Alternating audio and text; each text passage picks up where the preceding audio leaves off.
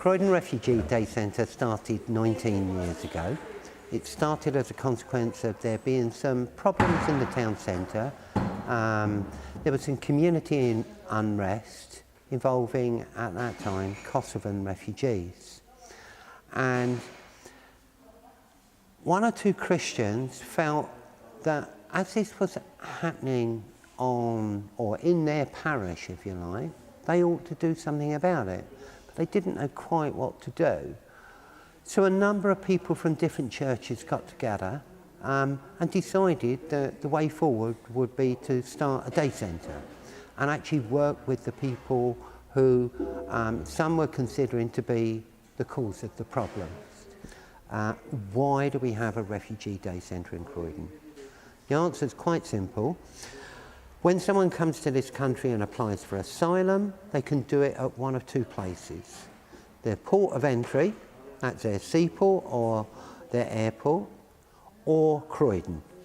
So the port of entry or Croydon. And last year, something over 24,000 people came to Croydon to make that application for asylum. We don't see all of those people, but last year we did see 665 new people. Big increase on the year before when we saw just over 400. In the cupboards behind me, you'll see some of the food that's been given. Looks an enormous amount, but actually by June it'll be gone, and we'll be buying stuff again. So what do we do for our clients? The first thing I think, and most important thing, is we provide a safe and welcoming space. Very often we're the first people that someone new in this country who's maybe only been here 2 or 3 days, for them we're the first people that they've met who are not officials. We're not the Home Office, we're not the police, we're not immigration, we're just Joe Public. And we want to welcome people and show that they matter, that we care for them. We're a project that operates on smiles and prayers. Smiles usually because that's the easiest way to communicate with someone. Prayers because we rely on God to provide everything that we need. It's a fantastic place. If you listened, you heard, I don't know how many different languages today.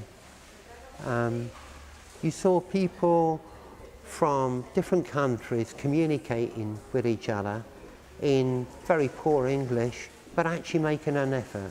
People communicating with us and us communicating with them. We've arranged to see some people outside of our normal opening hours so that we can look at some of their issues on a more in-depth level and offer some real help and guidance on the way that they should go forward.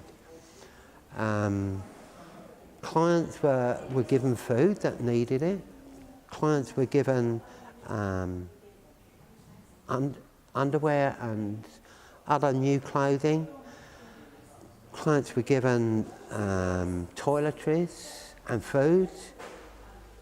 They were given a nice warm lunch at midday. I can't express how glad I am that the Bishop of Southwark has agreed to take on this Refugee Day Centre as part of his Lent appeal. The support we've already had from the Anglican churches in Croydon is amazing.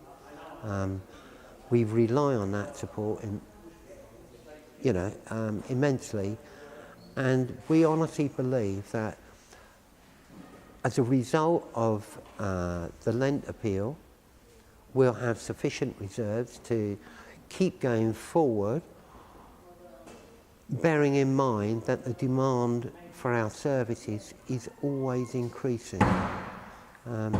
This week there weren't too many children here, but last week we had 19 children, and it's important that children have got somewhere to come and play and be safe.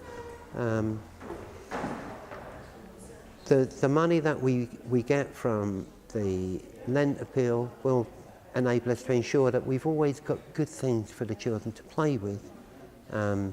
It means that we can always buy new underwear and socks when we need to. We can always top up our food stores when we need to.